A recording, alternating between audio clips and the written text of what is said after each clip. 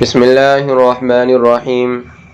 السلام علیکم ورحمۃ اللہ وبرکاتہ۔ سامعین و ناظرین، کیسے ہو؟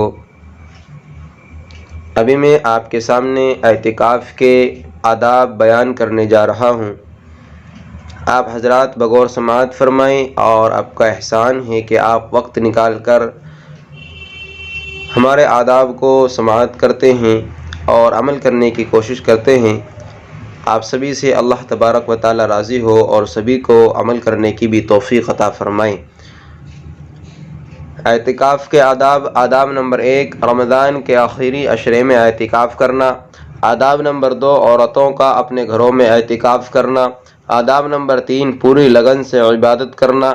آداب نمبر 4، اپنی پوری توجہ اللہ سبحانہ و تعالی کی طرف رکھنا۔ آداب نمبر 5، بکثرت ذکر الہی کرتے رہنا۔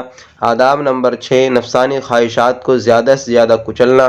آداب نمبر 7، کم سے کم بات چیت کرنا۔ مسئلہ طبیعی ضرورت یعنی پیشاب پاخانہ وغیرہ، اور شرعی ضرورت یعنی نماز جمعہ وغیرہ کے علاوہ مسجد سے باہر نکلنا جائز نہیں۔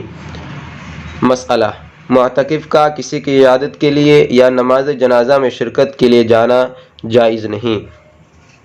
حضرت عائشہ صدیقہ رضی اللہ تعالیٰ عنہ فرماتی ہیں، معتکف کے لیے سنت طریقہ مشروع یہ ہے کہ وہ نہ مریض کی عیادت کرے، نہ جنازے میں شرکت کرے، نہ بیوی کو ہاتھ لگائے، نہ اس سے مباشرت کرے، اور نہ کسی اور ضرورت کے لیے مسجد سے باہر نکلے، الا یہ کہ اس کے بغیر چارہ کار نہ ہو۔ اللہ تبارک و تعالی ہم سب کو ان آداب پر عمل کرنے کی توفیق عطا فرمائے۔